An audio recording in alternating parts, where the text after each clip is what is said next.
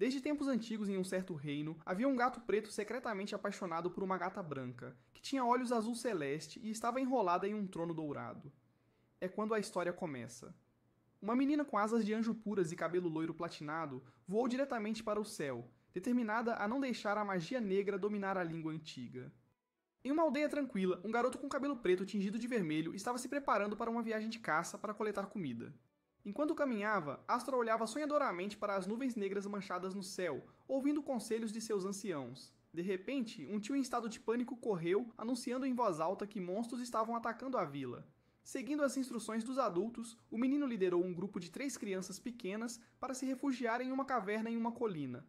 Durante a fuga, uma das 3 crianças tropeçou, fazendo Astra parar. Enquanto ele ajudava a criança caída, uma criatura gigante semelhante a um escorpião atacou. O menino tentou lutar com uma faca que carregava, mas a pele dura da criatura o impediu de fazer mais do que assistir impotente enquanto a primeira criança falecia com dor. Ele carregou uma menina e continuou correndo para agarrar-se à vida, mas a criatura monstruosa os alcançou.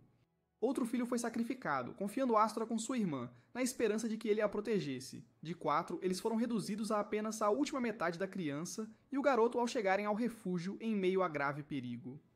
A esperança não durou muito quando ele levou a menina para buscar ajuda, sua voz ecoando sozinha no espaço silencioso.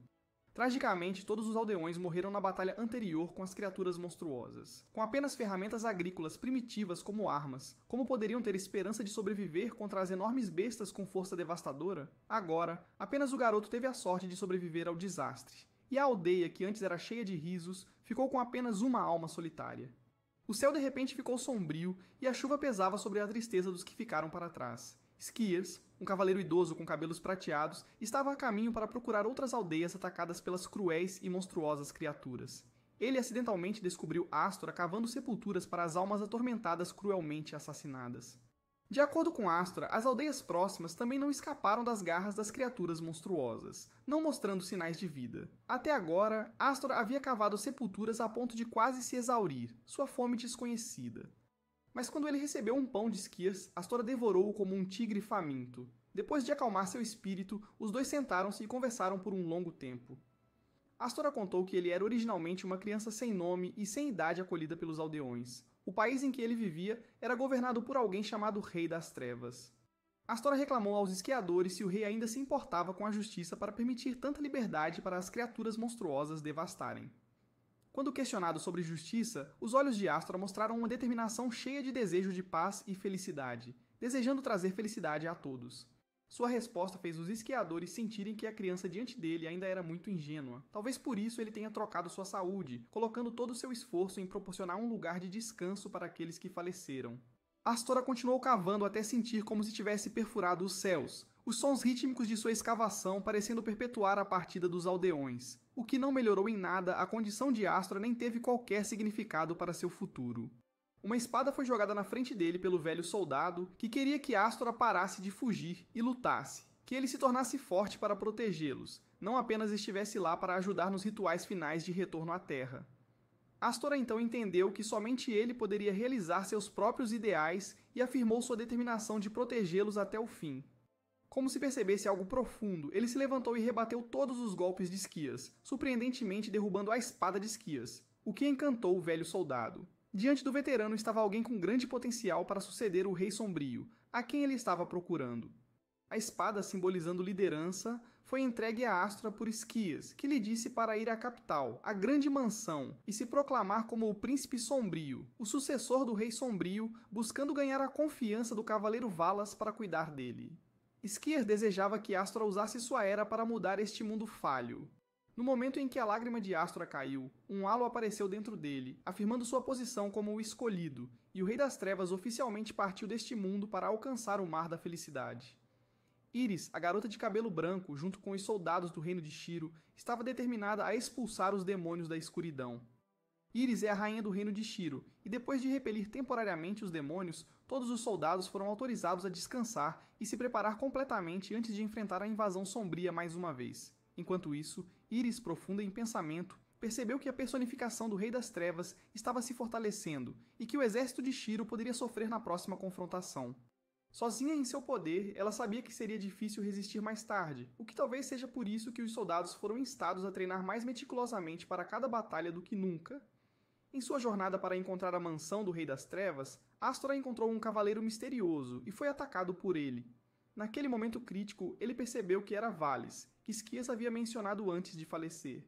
Apresentando-se como o Príncipe das Trevas, o sucessor do falecido Rei Valis, ele foi imediatamente reconhecido e levou Astora à mansão, conforme Esquias havia instruído antes de sua morte.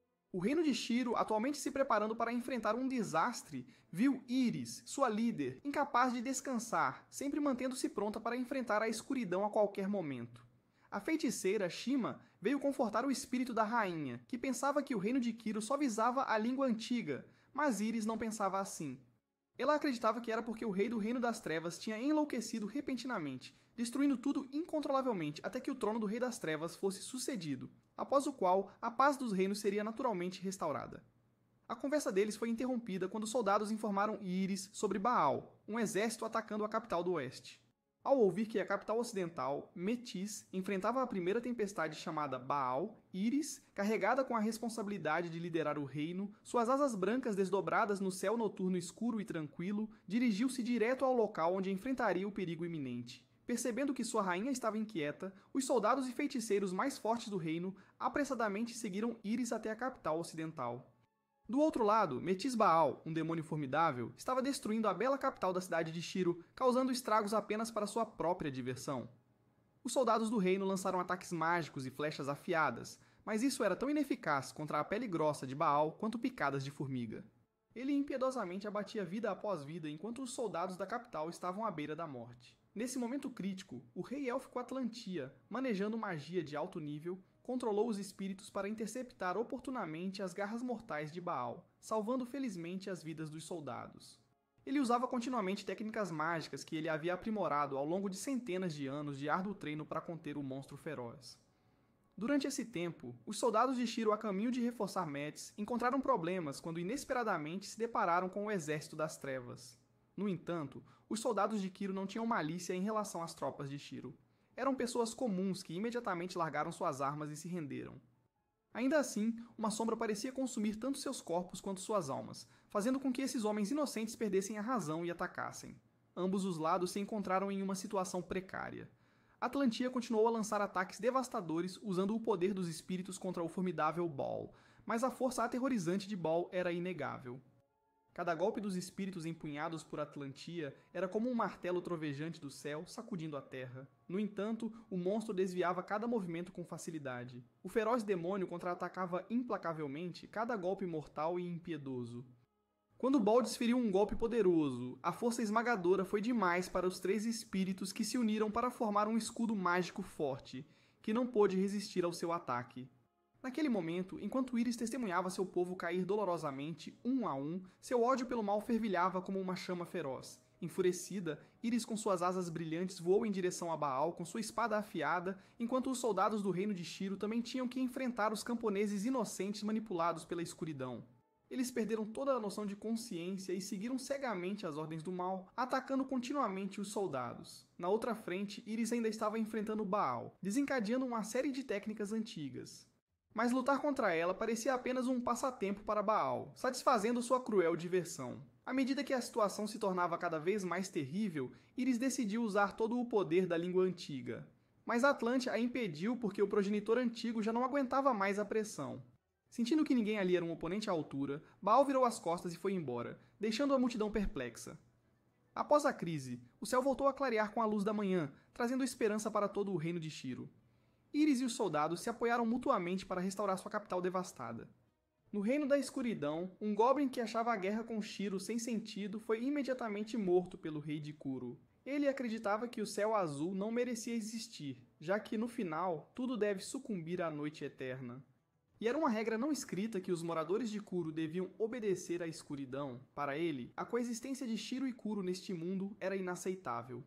Quando a escuridão dominava, o exército sombrio descansava, e ele sentia que a nova era tinha se tornado sem sentido. O que ele queria ver era a utilidade dos sucessores. Quando Valis retornou do Reino das Trevas, Astora pediu a Valis para ensiná-lo esgrima para aumentar sua própria força. No entanto, o cavaleiro experiente, que havia servido ao lado de muitos reis, achava que Astor ainda carecia de muito conhecimento para competir pelo próximo reinado. Valis não apenas tinha a responsabilidade de treinar soldados em esgrima, mas também desempenhava um papel significativo em lapidar as joias brutas da nação. Embora fosse muito rigoroso no ensino, Valis ainda treinava Astora com carinho, polindo assim seu talento a cada dia. Além disso, Astora tinha um coração que irradiava raios calorosos de luz, e ele ajudou os moradores do reino a reconstruir suas riquezas e casas. Em pouco tempo, Astora conseguiu desarmar Valis, provando que de um menino que só conseguia assistir impotente seus entes queridos morrerem dolorosamente nas mãos de demônios, ele se tornou mais forte do que nunca. Ele confiou a Astora uma roupa que Skirs havia usado em sua juventude. Nas terras áridas de Kuru, os soldados sombrios e Groza, a princesa do reino, estavam a caminho em busca de sucessores potenciais. Enquanto ela reclamava da árdua jornada nesta terra empobrecida, monstros atacaram Groza de repente. No entanto, com a força de uma das líderes do país, ela fez aqueles demônios alheios aos seus próprios limites desaparecerem do mundo. Enquanto os soldados ainda estavam maravilhados com suas habilidades proficientes, Groza momentaneamente baixou a guarda e foi atacada por uma besta remanescente com garras afiadas querendo tirar-lhe a vida. De repente, um jovem com habilidades extraordinárias em esgrima apareceu e, sem esforço, desferiu um golpe mortal, matando a besta remanescente. Atrás daquela figura estava de fato Astora, que agora se tornara um cavaleiro forte graças aos meses de treinamento rigoroso e acumulação de habilidades com a espada com Valis. Nesse momento, Groza parecia estar cativada pelo jovem à sua frente, aparentemente esquecendo o motivo pelo qual ela viajara para essa terra árida. Enquanto observava sonhadoramente a figura de Astora se afastando gradualmente dela, Groza foi instada pelos soldados a segurar o jovem porque ele era a pessoa que ela vinha procurando todo esse tempo. Depois que ambos entraram em uma pequena taverna na capital, Groza propôs um desafio para Astora competir contra outros concorrentes do reino para ganhar a grande espada de Kuru, e Astora prontamente concordou com o desejo da princesa. Na mesa ao lado, um jovem de cabelo vermelho chamativo e olhos penetrantes estava tomando sua bebida e ouviu toda a conversa entre os dois. No reino de Shiro, Iris, com um olhar melancólico, estava sentada no trono dourado, sentindo um remorso constante pela partida injusta de seus súditos de Shiro na feroz batalha contra o demônio Baal. Como líder da nação, ela se culpava por suas inadequações em deixar vidas caírem nas mãos da morte. Notando que sua rainha estava se perdendo em pensamentos profundos, Shima se aproximou para confortá-la, ajudando Iris a se sentir um pouco aliviada e pedindo permissão para ir a Metis para restabelecer as defesas da capital. Durante os tempos de paz de Shiro, quando o sol começou a nascer, a luz quente do amanhecer iluminou o ponto focal onde a rainha estava rezando pelo bem-estar de seu povo. Shima juntou-se a ela para compartilhar este momento precioso. As duas mulheres tiveram uma conversa séria sobre as responsabilidades de uma monarca e decidiram apoiar-se mutuamente no caminho para governar o reino. Perto da torre que emitia uma luz brilhante, estava a residência da Bruxa Branca, onde Shima e Iris mostraram seu respeito à sábia. A sucessão ao trono da rainha deixou Iris e Shima um pouco ansiosas. Apesar da grande responsabilidade de substituir o líder do reino, os dois mantiveram seu espírito puro e ingênuo. Iris brincava como uma jovem garota na floresta colhendo vegetais selvagens para o jantar com a família de Shima. A aconchegante atmosfera do jantar, cheia de risos, foi breve até que Theos levou Iris para casa em segurança. Ainda contemplativa, Iris ponderou sobre o significado do papel de um monarca em liderar o povo. Embora Theos não tivesse uma resposta clara, ele não hesitou em mostrar seu respeito e desejo de ser a espada que protege a rainha. Contra o cenário pacífico do penhasco poético, com o vento soprando pelos cabelos macios de Iris, enquanto ela estava sozinha em pensamento, de repente sombras escuras apareceram sob as nuvens brancas atacando-a. Iris rapidamente usou o poder do cântico purificador para banir essas sombras. No céu azul claro, uma voz fez Iris entender que o verdadeiro papel de uma rainha é unir reinos. Apesar de enfrentar a solidão, é preciso superá-la. Enquanto isso, na mansão do Rei Negro Astora, um representante da linhagem dos Skir estava participando de um concurso para reivindicar o título de Príncipe Negro do Reino. Valis decidiu não acompanhar Astora ao torneio, confiando plenamente nas habilidades do cavaleiro que ele havia treinado. Ele não tinha preocupações sobre a força atual de Astora. No local do torneio, inúmeras pessoas com habilidades extraordinárias se reuniram para competir pela Grande Espada, Kiru. A primeira rodada, realizada em uma arena cheia de criaturas perigosas, determinou que apenas os dois que permanecessem em pé avançariam para a partida final. Quando as criaturas foram libertadas, cada candidato exibiu seus talentos. Alguns eram adeptos em magia, enquanto outros eram habilidosos arqueiros, despachando as criaturas com um único tiro. Durante um momento de descuido, a magia de fogo de uma maga falhou em matar um demônio. Tendo testemunhado a devastação causada por essas bestas antes, Astora não podia ficar de braços cruzados e assistir outros se machucarem novamente. Sua ação decisiva salvou por sorte o mago, mas também atraiu a atenção de todos os outros competidores na arena. Quando um demônio gigante com força superior foi liberado, ele derrotou instantaneamente todos os competidores presentes. Com o treinamento rigoroso de Valis, Astora precisou de apenas um golpe de espada para derrotar o formidável demônio, tornando-o um dos 3 competidores restantes. O competidor ruivo, Ethers, notou outro ninja na arena planejando atacar Astora por trás. Ele derrubou impiedosamente o oponente desonroso, garantindo um lugar na rodada final para ambos. Durante o período de descanso antes da próxima rodada, Ethers criticou Astora por salvar os competidores mais fracos anteriormente. Ele acreditava que não é necessário salvar os outros para se tornar um rei, argumentando que os fracos devem se salvar tornando-se mais fortes. No entanto, Astora discordou, seu coração caloroso rejeitando o ponto de vista de Ethers. Ele preferia se tornar um rei por meios diferentes em vez de abandonar os outros. Na rodada final, quando o início da partida foi anunciado, Ethers atacou Astora agressivamente como uma tempestade. No entanto, com sua força e físico cuidadosamente aperfeiçoados, Astora facilmente desviou a espada de Ethers. Sem aceitar o ideal de Astora de proteger os fracos, Ethers pegou sua espada, determinado a acertar as contas mais uma vez. No final, Astora saiu vitorioso, conquistando a completa admiração e respeito de Ethers por suas habilidades. Astora recebeu a grande espada Kuro e se tornou oficialmente o Príncipe das Trevas. Valis, que estava esperando do lado de fora, aproximou-se de Astora para pedir-lhe que entregasse uma carta importante para o reino de Shiro em nome do herdeiro ao trono. Astora olhou para o vasto céu com uma expressão satisfeita sobre algo. No barco que levava Astora para o reino de Shiro, os soldados de Kuro, enquanto reabasteciam, cantavam alto. O barco de madeira acelerou, perfurando as nuvens brancas diante dos olhos de Astora, revelando a bela terra de Shiro, que ele nunca tinha visto antes. Ethers e Groza temiam que ele enfrentasse perigos ao chegar nesta terra desconhecida, enquanto os 2 países ainda estavam em guerra. Então Ethers sugeriu que ele se disfarçasse como um enviado especial, enquanto Astora atuaria como guarda-costas para garantir a segurança do rei não oficial, porque se algum contratempo ocorresse, o enviado seria o primeiro alvo. Naquele momento, o barco já havia atracado, e Fios foi quem recebeu diretamente o grupo de Astora. Ele suspeitava que o representante de Kuro havia vindo a este belo reino com más intenções. Ethers, muito astutamente, imediatamente entendeu a situação que estava enfrentando e explicou a Fios que o próprio povo de Kuro não desejava a guerra. Era apenas que ninguém podia enfrentar o Rei Louco. Graças às suas habilidades diplomáticas, Ethers rapidamente convenceu Fios e foi levado ao Palácio Real de Shiro. A caminho do palácio, Astora se sentiu extremamente confortável porque Shiro era um país cheio de paz por toda parte. O que ele testemunhou lá correspondia ao seu ideal de um reino cheio apenas de felicidade. No entanto, Astora e Ethers foram examinados pelos locais, pois eram estrangeiros entrando no grande palácio real. Quando Iris se aproximou do trono, Astora ficou instantaneamente encantado com ela à primeira vista. Iris, depois de ler a carta, negou a possibilidade de reconciliação entre os 2 reinos, argumentando que as atrocidades causadas pela escuridão eram grandes demais para perdoar. Ethers rapidamente explicou a razão para a aparição daqueles demônios. No reino de Kuro, também era inevitável enfrentar ataques deles porque o rei deste reino era muito caótico, querendo apenas destruir tudo. No entanto, Iris acreditava que uma vez que o maior obstáculo, Baal, fosse derrotado, o próximo alvo que o rei de Kuro miraria seria o reino de Shiro. Astora, dos bastidores, discordou silenciosamente dessa ideia, confiante de que uma vez que ele sucedesse ao trono, tais conflitos infelizes não ocorreriam mais. O reinado do velho rei estava chegando ao fim, e ele queria estabelecer uma relação duradoura com Shiro. No entanto, os líderes do reino de Shiro acharam difícil acreditar na proposta do Rei das Trevas. Iris decidiu que daria uma resposta em alguns dias. Enquanto isso, de volta ao reino de Kuro, enquanto o enviado enfrentava perigos, os soldados estavam brincando, dando apelidos uns aos outros, e foram consequentemente punidos por Groza, que os fez limpar o barco.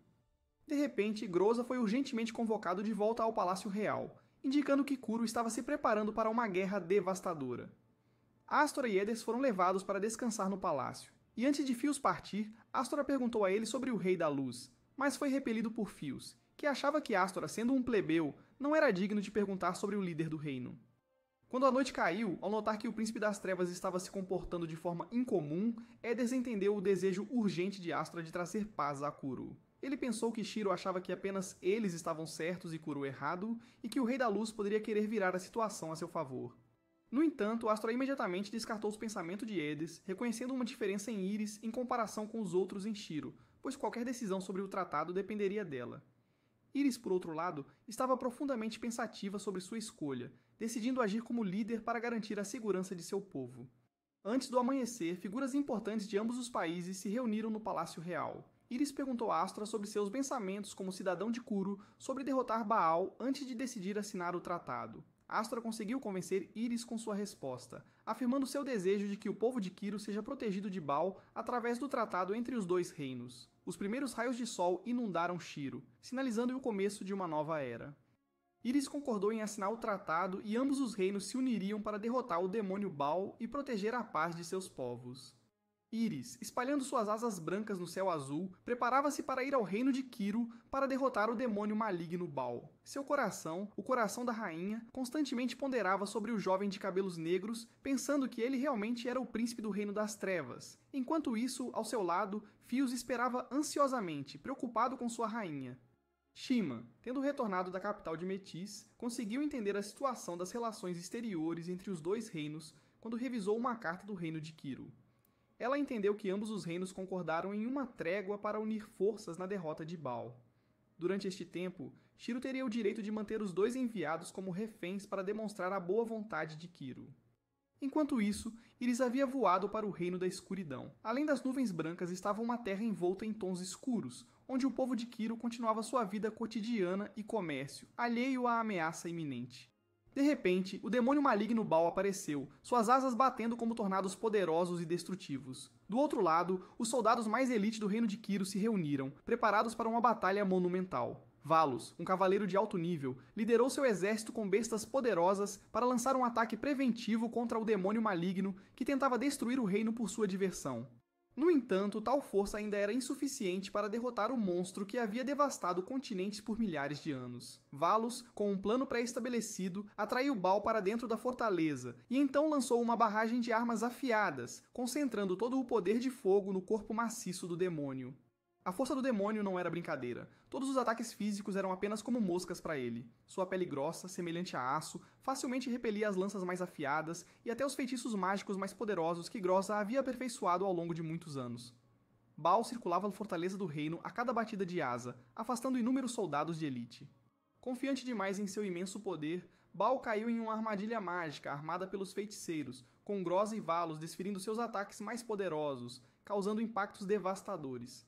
Ainda assim, para Baal, isso ainda não era o suficiente. Ele neutralizou facilmente cada técnica e até usou magia para controlá-los. Enquanto Valos e Grossa se encontravam em apuros, o Rei das Trevas, um homem de caráter impiedoso que não se importava com seus próprios guardas, apareceu justo a tempo para resgatá-los. Ele envolveu o corpo de Baal em escuridão, igualando o monstro perverso em uma batalha de igual destreza.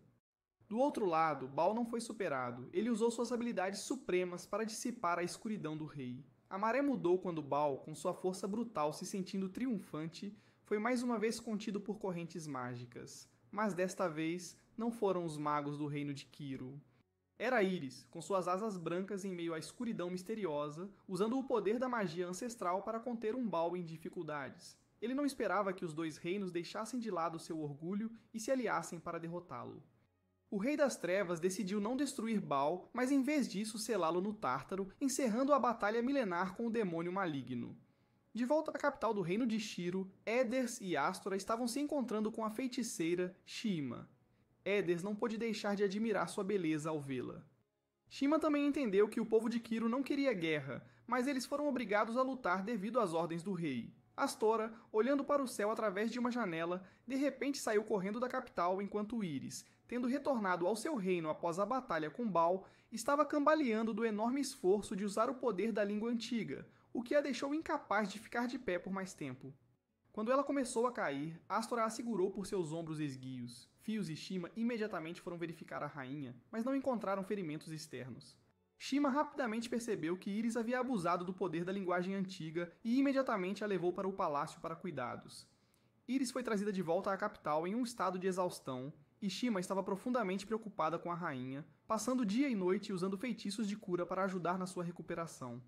Enquanto isso, Edders e Astora conversavam em seus aposentos sobre a beleza das protagonistas de Shiro, com Edders admitindo que Shima realmente era do seu agrado. Theos passou pelo quarto deles para trazer a boa notícia de que o tratado havia sido executado sem problemas. Astora, incapaz de esconder sua preocupação pela Rainha da Luz, perguntou sobre sua saúde. Diferente da primeira vez, quando Theos o considerou um mero servo indigno de perguntar sobre Íris, a atmosfera estava menos tensa, e Theos respondeu à sua pergunta após uma breve hesitação. Theos percebeu que o jovem guarda, Astora, não era tão ruim quanto ele havia pensado inicialmente. Após completarem sua missão, Astora e Eides decidiram visitar o Rei da Luz uma última vez, antes de retornarem ao seu reino. Após a devastadora batalha, o povo de Shiro retomou suas vidas ocupadas, esforçando-se para reconstruir suas casas e a capital. Desta vez, Groza estava a caminho de casa após um longo dia de luta quando inesperadamente encontrou Valis e recebeu uma nova missão para entregar uma carta ao Reino da Luz novamente. Apesar do cansaço, Groza sentiu uma onda de excitação com a possibilidade de ver o Príncipe das Trevas, por quem nutria um afeto secreto há tanto tempo. Ela imediatamente partiu para o Reino de Shiro. O Reino de Shiro voltou ao seu estado usual de tranquilidade, com 2 gatos-urso brincando alegremente no céu azul claro. Infelizmente, eles colidiram com uma torre e se feriram. No Palácio Real, a cerimônia bem-sucedida foi extremamente satisfatória, e Íris humildemente absteve-se de reivindicar qualquer crédito para si mesma. A rainha acreditava que ela só desempenhou um papel menor e que o reino de Shiro tinha sofrido mais. Eides então explicou sobre Shiro, um lugar onde bestas mágicas coexistem com humanos, principalmente dependendo das sombras. Ele expressou sua esperança de que a rainha não se preocupasse com os danos desta vez. Íris abençoou as almas perdidas na batalha com Baal, esperando que renascessem como espíritos puros. Eides admirou o espírito nobre da rainha, prometendo propor ao rei cruel que ele encerrasse permanentemente a guerra entre os 2 reinos, apesar do risco à sua própria vida. Enquanto isso, o navio que transportava Groza de Shiro havia atracado e soldados foram enviados para recebê-la.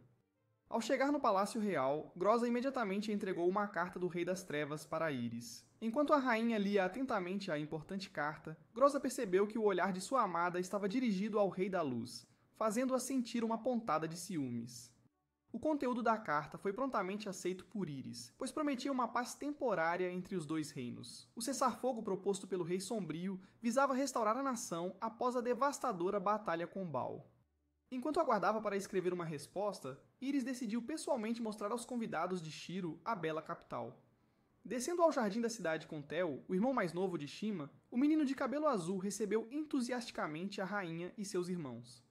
Inicialmente cauteloso com os estranhos de Shiro, Theo logo se sentiu mais à vontade ao saber que eles eram boas pessoas. Theo se perguntou por que o menino estava lá. Theo rapidamente se lembrou que estava cuidando do gato-urso ferido que havia colidido com a torre. Ele colocou uma mão na árvore e a outra no gato-urso ferido, um halo de luz da árvore gradualmente curando a criatura lamentável. O Cavaleiro Theos ficou impressionado com o talento mágico do garoto, que dominou a magia de cura ensinada por Shima em pouco tempo. Logo, o gato-urso ferido estava curado. Ele cruzou respeitosamente as patas para agradecer a Theo antes de voar para longe, destacando a diferença que Groza sentia entre os gatos-ursos dos 2 reinos. Em Shiro, os gatos-ursos eram conhecidos apenas por causar problemas e roubar mercadorias dos comerciantes, mas seu charme era inegável. Astora, com seu olhar caloroso, brincava e ria com a rainha Íris, o que deixou Groza incrivelmente com ciúmes, percebendo que a roupa de Kiro era completamente preta enquanto a de Shiro era totalmente branca. Groza sugeriu que eles deveriam tentar trocar suas roupas. Eides e Fios foram os primeiros a trocar de roupa, e seus novos looks foram muito elogiados pelas damas. Quando chegou a vez das 3 damas experimentarem as roupas umas das outras, Groza escolheu o vestido da rainha para experimentar. No entanto, no reino de Shiro, era proibido para os estrangeiros vestir as roupas do rei. Compreendendo esta nobre tradição, Groza decidiu não experimentar o lindo vestido e, em vez disso, pediu a Íris para experimentar suas roupas. No entanto, quando Íris vestiu as roupas de Groza, a grande diferença em seus espíritos fez com que as roupas parecessem muito largas em seu corpo esbelto. Groza ainda tinha um plano para diminuir a imagem de Íris para que o príncipe parasse de prestar atenção nela, mas Shima interveio e decidiu experimentar a roupa de Groza. Lá fora, enquanto os homens reclamavam de ter que esperar, as 3 damas apareceram com roupas marcadamente diferentes umas das outras. Eides perguntou a Astora quem ele achava que estava mais esplêndida, e Astora respondeu de maneira inteligente que agradou as 3 damas. Quando a noite se aproximava, Fios e Groza se envolveram em uma partida de xadrez que foi espetacular, mas Fios perdeu devido à sua menor habilidade. Quando a noite chegava ao fim e a fome surgiu para a rainha e Astora, Shima decidiu cozinhar pessoalmente uma refeição para os convidados. Com suas habilidades culinárias adeptas, um jantar luxuoso foi logo preparado. No entanto, Astra rapidamente percebeu que os sabores dos pratos eram bastante distintos daqueles de sua casa. Eders e Groza também perceberam que toda a comida neste reino era muito mais sem sabor em comparação com a de Quiro.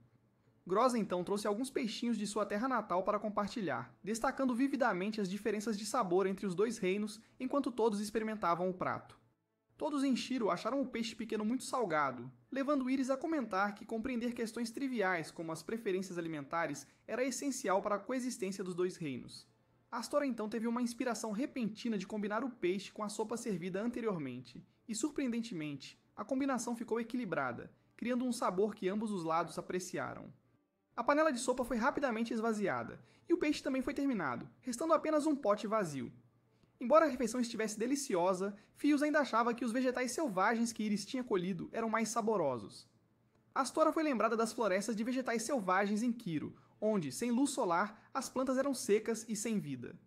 No entanto, ele acreditava que os vegetais no reino ensolarado de Shiro teriam um sabor muito melhor. Iris, ao ouvir isso, propôs animadamente uma viagem à floresta na manhã seguinte, seus olhos brilhando de alegria, o que cativou Astra apesar do evidente ciúme de Groza. Sob o céu noturno encantador iluminado pela lua, Astra estava pensativo junto à janela. Groza se aproximou dele, perguntando delicadamente sobre o príncipe, mas tudo que Astra conseguia ver era Iris. Apesar de sentir uma sensação de perda, Groza decidiu ficar ao lado de Astra por toda a vida. Iris estava deitada em sua cama confortável, seus olhos brilhando de contentamento durante esse breve período de paz. Na manhã seguinte trouxe sol quente e ar fresco ao reino de Shiro, e Iris, junto com os convidados de Quiro, aventurou-se ansiosamente na floresta para colher vegetais selvagens. A rainha, embora ansiosa para liderar, diminuiu um pouco o ritmo por não ter recuperado totalmente sua força. Logo, o grupo alcançou a área onde os vegetais selvagens eram mais abundantes, em torno de uma grande árvore onde a rainha costumava colher ingredientes para pratos deliciosos. Eder sentiu que apenas colher vegetais comuns seria um desperdício de um dia tão bonito, então ele sugeriu uma competição de colheita de vegetais em duplas. Fios e Groza, imaginando um cenário romântico de colher vegetais com seus amados, rapidamente concordaram. No entanto, a vida nem sempre segue os sonhos, pois Eders propôs emparelhar um de Shiro e um de Quiro para fomentar a diplomacia entre as duas nações. Groza concordou exteriormente, mas internamente ela só conseguia oferecer um sorriso forçado, decepcionada por não ter sido emparelhada com o príncipe. Fios, embora concordasse com a parceria, ainda tentou usar a desculpa de precisar proteger a rainha para ficar sozinho com ela. Iris, no entanto, rapidamente interrompeu para instruir todos sobre como colher os vegetais com segurança, pois algumas plantas eram muito venenosas e poderiam ser perigosas se consumidas. A rainha demonstrou como colher várias plantas, incluindo brotos espinhosos e brotos de abacate, entre outros. Com a orientação completa de Iris, os grupos aprenderam rapidamente e partiram para iniciar a competição. O grupo de Eders com Shima inicialmente teve alguma desavença, já que Shima ainda guardava ressentimento em relação a Eders. Mesmo assim, com a abordagem gentil de Eders, os dois rapidamente se reconciliaram e se concentraram na competição. Astora e o jovem Tel encontraram o primeiro vegetal selvagem, mas sem saber se era comestível, eles procuraram a ajuda de Iris. Iris, sendo muito familiar com essas plantas selvagens, foi elogiada por Astora, o que a deixou bastante embaraçada, e ela pediu para se juntar ao grupo de Astora. Enquanto colhiam vegetais, as mãos de Iris e Astora se tocaram acidentalmente, o que enfureceu Telos a ponto de querer sacar sua espada contra Astora imediatamente. Groza também ficou descontente ao ver o príncipe que amava ficando muito próximo de outra dama. Nesse momento, Telos percebeu que a confiança entre as pessoas de Quiro não era diferente daquela entre as pessoas de Shiro. Groza rapidamente esclareceu que a pessoa que ela amava, o próximo rei, era alguém com um coração puro e ideais elevados, que ela admirava muito. Telos a entendeu mal, pensando que ela estava falando sobre Eders. Logo, a competição terminou, e todos se reuniram ao pé da grande árvore para resumir os resultados. A equipe de Astora coletou muitos brotos de abeto, samambaias, aspargos e pés de pássaro, todos colhidos com muito cuidado. A equipe de Eders e Shima colheu muitos brotos de abacate, mas talvez de forma um pouco agressiva demais. Apenas a equipe de Telos e Groza conseguiu colher uma planta comestível, com o restante sendo não comestível. Eders estava orgulhoso de que sua equipe colheu o maior número, mas no final, a equipe de Astora venceu por coletar a maior variedade, apesar de seu peso total ser menor que o da equipe de Eders. Astora se sentiu muito satisfeita com esse breve período de paz. Após a competição, todos se ocuparam preparando para cozinhar. Shima designou os homens para recolher lenha enquanto as mulheres carregavam água. Enquanto recolhia lenha, Astora de repente percebeu que Tel havia se afastado na floresta. Ele rapidamente se juntou a todos para procurar o menino. Felizmente, Astora encontrou Íris, mas em sua pressa tropeçou e puxou a rainha para dentro de um lago com ele. Ao ouvir de Íris que Teus havia voltado para a grande árvore onde Shima estava cozinhando, Astora se sentiu aliviado. No entanto, ele também ficou envergonhado por seu ato desajeitado, o que fez seu rosto ficar vermelho. Íris, ao notar sua natureza calorosa e bondosa, começou a desenvolver sentimentos por Astora. Os dois sentaram-se junto ao lago para secar suas roupas molhadas e, depois de um tempo, voltaram-se para a grande árvore. Ao ver sua rainha se aproximando de outra pessoa, o ciúme de Teus intensificou-se. A cena de todos cozinhando juntos e preparando o almoço era um retrato de felicidade, e logo uma refeição deliciosa estava pronta. Os hóspedes do reino de Kiro imediatamente elogiaram o sabor das plantas selvagens de Shiro após a primeira mordida. Íris, curiosa, perguntou a Astora se ele achou as plantas selvagens muito amargas. Mas Astora, ao provar essas plantas pela primeira vez, achou que a comida aqui era muito diferente e muito melhor do que a vegetação em Kiro. As plantas selvagens neste reino não eram amargas como as de Kiro, o que fazia Astora e Íris parecerem ainda mais próximas, alimentando o ciúme de Groza. No entanto, sua irritação foi passageira, pois Teu a convidou para experimentar as plantas selvagens, desviando seu foco do ciúme para a comida, que ela achou sem sal. Shima, entendendo os sabores robustos preferidos pelo povo de Kiro, trouxe cuidadosamente sal para esses convidados ilustres. Observando Astora e os dois enviados de Kiro desfrutarem dos pratos de Shiro com entusiasmo, Teos propôs que os dois países assinassem um tratado comercial para que todo o Reino das Trevas pudesse ter acesso à culinária de Shiro. Íris, uma rainha que valorizava a paz, queria que as duas nações formassem uma amizade para viverem juntas em harmonia e desfrutarem de momentos mais pacíficos como o de hoje. A experiência de vida pacífica no reino de Shiro chegou ao fim, e Edes e Astora estão prontos para retornar à sua terra natal. Fios, o chefe da Ordem dos Cavaleiros, pessoalmente se despede e devolve as armas aos estimados convidados. Astora e Edes decidem se encontrar com o Rei da Luz uma última vez antes de deixar este belo reino. O navio que transporta os enviados de Kuro está cheio de caixas de presentes de Shiro, e Groza está genuinamente surpreso com a generosidade do reino.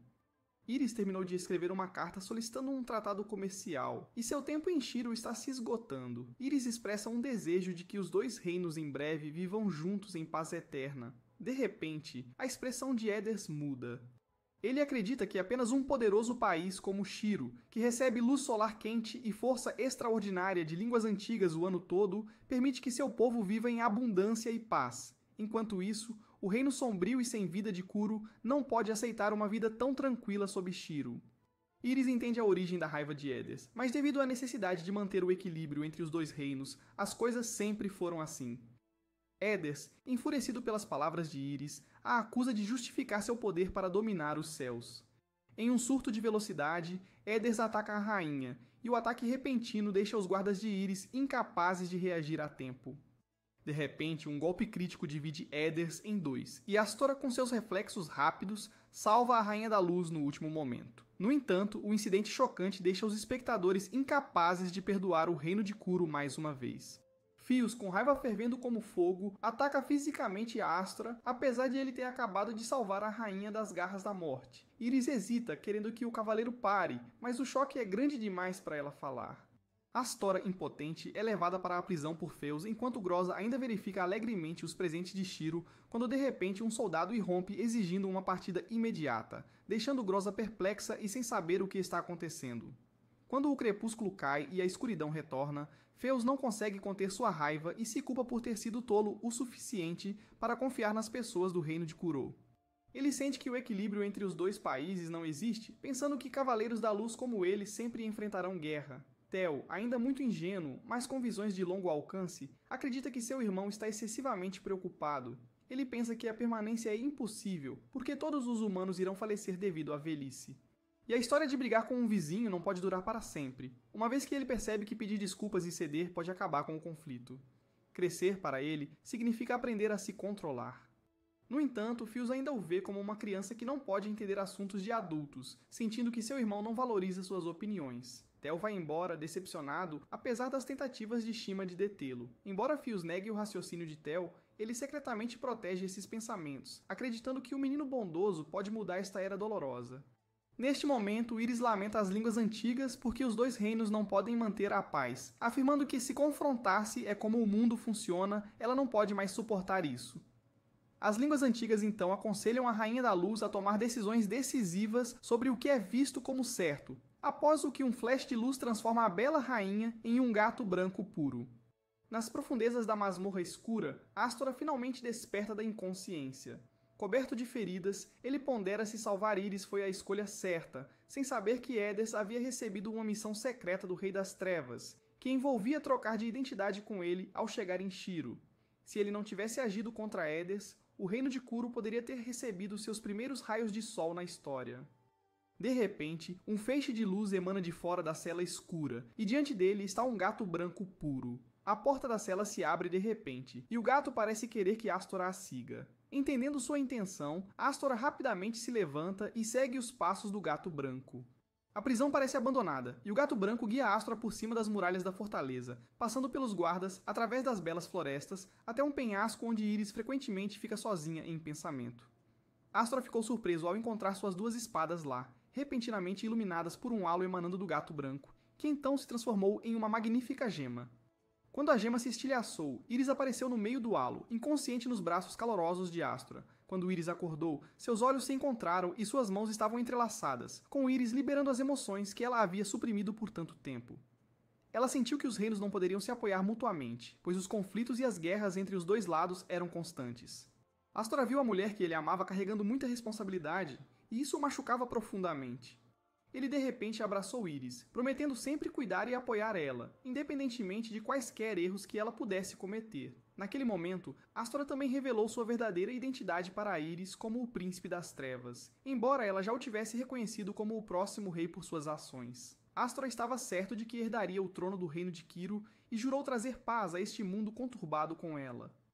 Os soldados de Shiro chegaram e Astora teve que terminar a conversa e voltar para sua terra natal. Quando a noite caiu, Íris refletiu sobre Astora em seu jardim de flores. Quando Astora chegou pela primeira vez ao reino de Shiro, suas ações chamaram a atenção de Íris, e ela imediatamente percebeu que este homem honesto era o herdeiro do trono de Kiro. No entanto, sua natureza excessivamente honesta fez com que ela temesse que Astora pudesse achar difícil liderar o país. Felizmente, Íris teve uma conversa importante com o Príncipe das Trevas à beira do penhasco no dia anterior, o que a ajudou a confiar mais nele. As bestas demoníacas de Kiro estavam aparecendo com mais frequência, tanto na capital quanto em todo o reino de Shiro. Após receber informações de Shima, Íris imediatamente ordenou um aumento nas defesas em todas as frentes. Fios caiu em profunda reflexão, querendo tirar alguns dias de folga para encontrar um remédio para restaurar a força de Íris, que havia sido muito esgotada na batalha devastadora com Baal.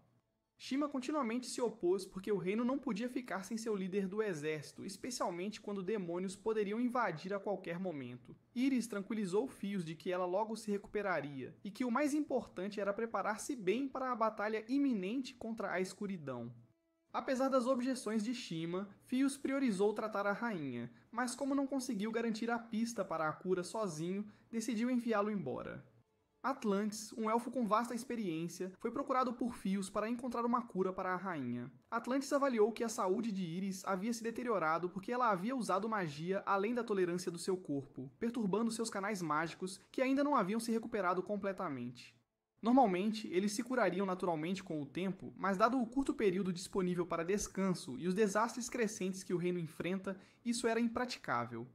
Reconhecendo a determinação do cavaleiro ao lado de Íris, Atlantis revelou um local perigoso dentro de uma caverna que continha uma bênção divina capaz de curar a condição de Íris.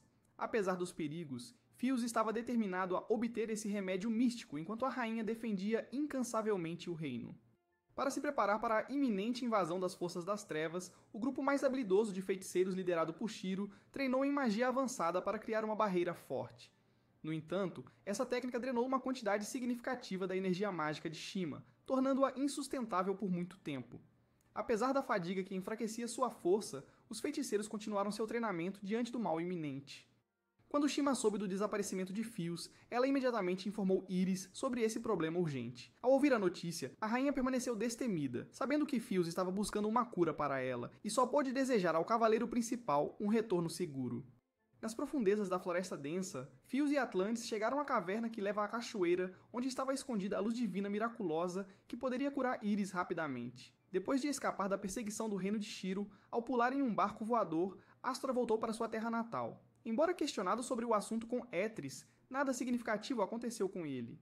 Astora, tendo acabado de retornar, mergulhou no treinamento para se salve tanto Íris quanto as duas nações agora envolvidas na guerra. Valis percebeu que a determinação de Astora havia mudado após sua viagem ao reino Shiro, e o rei de Kuro emitiu um decreto proibindo qualquer um de se aproximar de Shiro.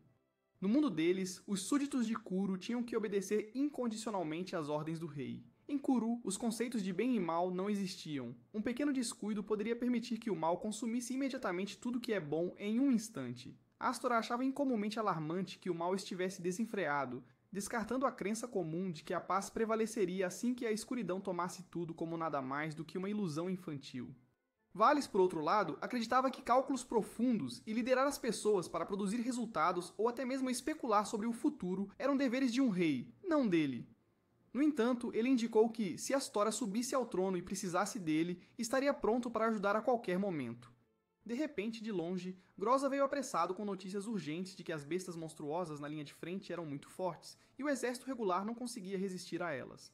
O Rei das Trevas ordenou que Groza e o Príncipe das Trevas lidassem com as bestas monstruosas arrogantes. Valis permanecia ao lado, pensativo, pois só ele sabia o que o rei estava contemplando.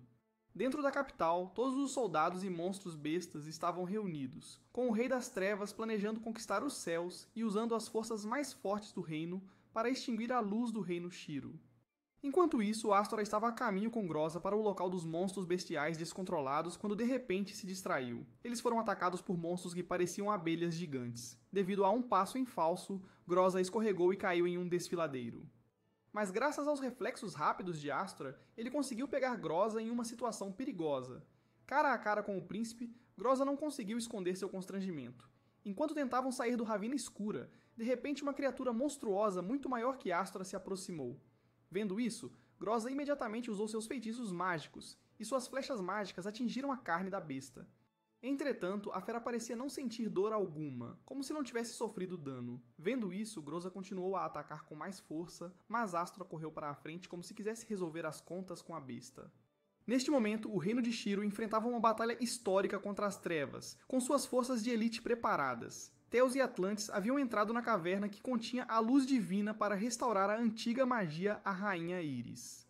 O fardo sobre os ombros de Íris agora incluía não apenas suas asas, mas também o reino de Shiro. Ela comandou suas tropas para lutar contra Kuro, mas Íris sentia que estava destruindo o reino do oponente.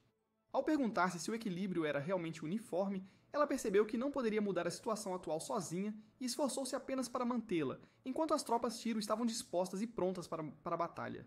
Em uma caverna escura sem um único raio de luz, Theos parecia ter chegado a um beco sem saída quando Atlantes retirou um objeto que lembrava uma ponta de flecha e o prendeu ao teto da caverna. Este pequeno objeto poderia suportar o grande corpo de Atlantes. Ele balançou e depois se impulsionou para a frente com Theos rapidamente seguindo. À frente deles havia um caminho reto, mas nenhuma saída era visível. Nas linhas de frente, a batalha estava intensa. Algumas das bestas monstruosas romperam as muralhas da cidade, mas foram imediatamente vaporizadas pela poderosa magia da feiticeira Shima, que havia retornado. Ela reorganizou a formação e dividiu os planos de batalha. Theos, correndo incansavelmente até o ponto de exaustão e respiração pesada, via apenas uma longa e escura estrada à frente, com o tempo aparentemente se esgotando em seus dedos. Atlantes puxou uma lente e, ao olhar através dela, descobriu uma passagem secreta. Ao tocar a grande parede de pedra, Atlantes percebeu que era um portão espacial disfarçado. Theos o seguiu através dele. Os sons dos cidadãos em pânico fugindo misturavam-se com o choque de espadas que enchia a cidade enquanto as bestas apareciam dentro. Theos elogiou Atlantes por chegar aqui sem esforço, sem usar a linguagem antiga. Mas na realidade, o poder estava armazenado em uma pequena garrafa. Atlantes jogou as garrafas como bombas, explodindo a parede de pedra, e esperou a densa fumaça negra que obscurecia sua visão se dissipar, revelando a rocha mineral. Theos, atingido por uma ideia, sacou sua espada e repetidamente golpeou a rocha mineral à sua frente. Cada faísca tocando outros minerais criava cores. Testemunhando a transformação imprevisível, Atlantia pediu a Theos para dar um passo atrás. Atlantia então pegou várias varas que representavam diferentes elementos e lançou um feitiço. Gradualmente, uma porta se abriu, revelando uma luz mágica nas profundezas escuras da caverna. A luz divina emanando do centro de um lago, brilhando intensamente. Atlantia impediu que um ansioso Theos corresse para a fonte. Seus olhos seguiram uma pedra que Atlantia havia acabado de jogar no lago, mas continuaram determinados em direção ao meio do lago. Para ele, sua própria vida havia perdido o sentido. Seu tempo restante era contado em segundos e, mais importante, Íris não poderia durar muito mais. Sua armadura fumegava de corrosão, mas Theos não desistiu e se aproximou ainda mais da luz divina. Um clarão de luz branca brilhou e Theos obteve com sucesso a luz divina sem nenhum dano. Enquanto isso, as forças inimigas penetraram mais fundo na cidade interior. A situação era tão precária quanto uma lança suspensa sobre a cabeça. Íris apareceu, detonando os monstros sedentos de batalha e ordenou a Shima e aos feiticeiros que executassem uma série de feitiços. Juntos, eles formaram um círculo, criando um enorme escudo ao redor do reino. Com suor escorrendo do rosto da rainha, ela cambaleou e caiu nos braços de Shima. Do outro lado, Theos e Atlantia acabavam de retornar de sua árdua jornada. Imediatamente percebendo a situação ameaçadora ao ver as defesas bem diante de seus olhos. Dentro, uma Íris trêmula estava deitada em uma grande cama. Em outro desenvolvimento, Astora e Groza continuaram a lutar contra o monstro gigantesco. Groza lançou uma descarga elétrica para apoiar Astora, permitindo que ele saltasse e desse um golpe decisivo que acabou com o monstro. Depois Groza sugeriu que fossem para casa, e Astora, após um momento de silêncio, começou a se afastar. Groza, percebendo seu humor contemplativo, convidou-o para um jantar de peixe grelhado. Astora respondeu com um olhar e depois se afastou, deixando-a um pouco confusa, mas ela riu disso. Durante um jantar aconchegante à luz, com apenas os dois na grande mesa, Groza aconselhou-o a alimentar bem seu corpo para o trono. Astora, enquanto cortava o bolo, continuava a duvidar de si mesmo. Ele se lembrava de estar com Valis, o cavaleiro todo-poderoso que havia falado com ele sobre a natureza do mundo desde os tempos antigos, onde o bem e o mal nas sombras não podiam ser claramente separados, um lugar onde qualquer brecha permitia que a escuridão se expandisse. Esses pensamentos não tinham significado para Astora. Ele não queria entendê-los. Ouvindo-o falar bobagens e depois sobre a promessa ao Rei da Luz, Groza bateu na mesa com raiva, levantou-se, aproximou-se dele e declarou que Astora moldaria o futuro do reino enquanto ela se voluntariava para ficar ao seu lado. Desde o primeiro encontro, Astora era quem Groza mais admirava. Um silêncio tomou conta deles, e ao perceber sua resposta, Groza o soltou, lágrimas brotando em seus olhos. Ao descobrir que Íris era realmente a pessoa no coração de Astora, Groza saiu correndo da sala, deixando um Astora perplexo para trás. Magoada por não ter seus sentimentos sinceros correspondidos, Groza ainda assim jurou sempre apoiar aquele que amava. Freneticamente, Theos correu para o quarto onde Íris estava deitada e entregou a Shima, que estava sentada ao lado dela, a garrafa contendo a luz divina, instando-a a integrá-la rapidamente no corpo da rainha. Após completar o feitiço, parecia que Íris havia estabilizado, mas ainda não havia despertado. À noite, Íris sentou-se sob a linguagem antiga, mãos entrelaçadas, sussurrando, lembrando o abraço caloroso e a promessa do jovem príncipe das trevas, sorrindo nostalgicamente. Desejando viajar ao lado de Astora, Theos se aproximou e a lembrou de não se esforçar demais, pois a batalha estava se aproximando. A conversa deles estava cheia de cortesia e expressões sinceras, com Fios aconselhando-a a descansar cedo. Astora estava andando pela rua quando ouviu um vendedor casualmente falar sobre um duelo com Shiro, fazendo-o diminuir o passo. O vendedor se aproximou e perguntou sobre o jovem que parecia perdido em pensamentos, logo percebendo que estava falando com um príncipe. Os plebeus próximos sussurravam sobre se juntar à batalha, observando que não apenas o Sr. Groza, mas também o príncipe, não tinham permissão para empunhar espadas. O vendedor se perguntou se Astora estava planejando uma rebelião, mas ele negou, olhando para o céu sem cor, onde uma linha de aviões seguia uma à outra, hesitando e incerto sobre o que havia acabado de dizer, o que não tranquilizou ninguém.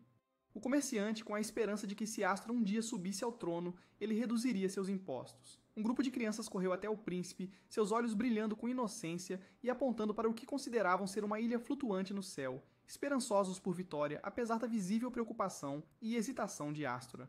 Um grupo de soldados em armadura de ferro se aproximou, fazendo uma garotinha se esconder com medo atrás de Astora. Eles tinham vindo com ordens para chamar o príncipe, mas suas palavras e ações pareciam escoltá-lo de volta ao palácio. Groza observava os passos de Astora com uma expressão melancólica, pressentindo que algo ruim estava prestes a acontecer. Groza decidiu empacotar seus pertences e ir para o mar, enquanto Fios considerava isso a última opção. Theo, furioso, então aconselhou Shima e Fios a fugirem quando não viu chance de vitória. Apesar do conselho dele, Theo fechou os punhos contra o peito, acreditando fervorosamente que seu reino nunca enfrentaria a derrota. Fios compartilhava dessa crença, confiante de que enquanto tivessem Íris, Shiro nunca se renderia. Sentada no trono, Íris se lembrava do menino e de sua promessa de construir um novo mundo. Um mundo de paz, seus olhos brilhando com determinação e resolução. Branco e preto, duas cores que eram opostos polares, uma luz brilhante e a outra uma noite misteriosa, escura e fria. A rainha abriu suas asas, os olhos fixos em seu alvo, movendo-se com determinação em direção ao seu reino. Íris franziu a testa e abriu suas asas puramente brancas contra o céu brilhante, rezando para que a língua ancestral da água trouxesse luz ao seu povo e reino para repelir a escuridão. Um halo radiante brilhava intensamente ao redor da líder, com uma espada apontada para o céu, enquanto Fios e seus soldados avançavam corajosamente. Nos muros da cidade, a feiticeira não ficou inativa, juntando forças para aniquilar o enxame de demônios que atacava o reino de cima. O número de demônios aumentou e, de seu ponto de observação, Íris avistou a chegada do Rei das Trevas, decidindo enfrentá-lo sozinha. Shima inicialmente pensou que a vitória era possível, mas a cena seguinte deixou tanto ela quanto seus soldados atônitos. O céu estava envolto em escuridão, com os demônios ficando mais fortes e mais numerosos, o que levou a uma mudança em sua estratégia de batalha para simplesmente tentar derrotar o maior número possível de inimigos. Cercada por uma aura roxa escura, Íris ouviu a voz zombeteira do Rei das Trevas. Ele menosprezou a jovem diante dele, mas Íris sentiu que, quer ela estivesse sozinha ou acompanhada, isso não importava. Encarar ele diretamente era o fator decisivo em seus destinos. Com sua espada reluzente, Íris estava determinada a acertar as contas nesta batalha. O povo do reino, em pânico, só sabia seguir os soldados diretamente para o palácio, enquanto os demônios ousadamente alcançavam até o continente sagrado. Um soldado, sua mente tomada pela escuridão, convulsionou e virou-se para atacar os civis com sua espada. Outro soldado derrubou seu camarada escurecido a tempo, salvando as pessoas inocentes. Um a um, as tropas perderam a razão para a escuridão, voltando-se contra seus camaradas. Shima foi forçada a usar sua magia para afastá-los enquanto simultaneamente construía uma barreira protetora ao redor da cavalaria e do palácio. Enquanto isso, Fios começou a mostrar sinais de cansaço, respirando pesadamente, mas ainda encorajando suas tropas, pois seriam a última linha de defesa para a rainha. Ao ouvir isso, os demônios pretendiam sobrecarregar, mas Valas, o Cavaleiro das Trevas, bloqueou-os com um braço estendido e desembainhou sua espada para desafiar Fios. Os dois, conhecidos como as mãos direitas dos soberanos da luz e das trevas, se envolveram em uma batalha feroz. Em outro lugar, Íris também lutava para desviar dos ataques do Rei das Trevas, fazendo com que ele declarasse com desdém que ele era a personificação de um poder que crescia com o tempo, não uma luz passageira. O resultado da batalha com ele estava claro. Aqueles como ele foram vítimas do ciclo de sucessão implacável, mas ele pretendia destruí-lo para se tornar o governante supremo, reivindicando toda a eternidade e espaço. Íris estava determinada a não deixar o Rei das Trevas triunfar, e o confronto deles dividiu o céu em dois com intensos feixes de luz. O escudo criado por Shima e as guerreiras começou a enfraquecer e se quebrar sob o ataque da escuridão. Uma névoa roxa envolveu as mentes da cavalaria, e Shima, olhando para a imponente fortaleza, gritou de frustração, pois a língua ancestral da água ainda não lhes concedeu força. A terra tremeu violentamente enquanto Fios e Vales se engajavam em uma espetacular luta de espadas. As provocações de Vales levavam Fios à fúria, mas sua força não era nada comparada ao onipotente Cavaleiro Negro. No chão estavam dois cavaleiros poderosos, e no céu, dois reis nos extremos do equilíbrio de poder. Íris, pronta para sacrificar tudo, precisava proteger o equilíbrio do mundo e destruir o Rei das Trevas. Ela avançou como uma flecha, mas para o eterno Rei das Trevas era apenas um jogo de criança de desviar. Íris não conseguiu evitar o contra-ataque dele, levando um golpe direto na lateral e caindo. Shima teimosamente tentou usar magia para salvar os soldados gravemente feridos. Uma faísca de esperança foi acesa apenas para desaparecer novamente. Ela desabou no chão em desespero, então lembrou-se de manter a calma, pois ainda não era a hora de lamentar. Íris, ao ouvir essas palavras desafiadoras, sorriu. Uma faísca de esperança surgiu nas circunstâncias mais sombrias. Se a linguagem ancestral falhasse, eles recorreriam ao poder do equipamento do destino. Os últimos membros da equipe feiticeira se reuniram, o equipamento brilhando intensamente com imagens de Astra e outros surgindo. Íris deixou ir, lágrimas enchendo seus olhos, talvez sinalizando a destruição inevitável. Shima tentou despertar o espírito da rainha, mas em vão, pois seus chamados não foram respondidos. Vendo o inimigo acima, cheio de satisfação arrogante, a feiticeira incentivou-a a agir rapidamente e parar de duvidar. Shima apostou sua vida na rainha, instando-a a cumprir a missão de luz. E um grito de agonia ecoou no espaço escuro dominado pelo mal, enquanto Shima se contorcia sob o tormento das trevas. Enquanto isso, no Reino Sombrio, Astora seguiu apressadamente as instruções de um soldado até o portão de teletransporte espacial na capital. No Palácio Real, a residência do rei que comanda o Reino das Trevas, Astora ouviu passos por perto. Para sua surpresa, ele foi confrontado por Edas, a quem ele atacou sem piedade por tentar agredir o Rei da Luz. Edas desafiou Astora, questionando por que ele havia dividido o corpo de Edas em dois, embora ele considerasse Astora como um colega de equipe próximo.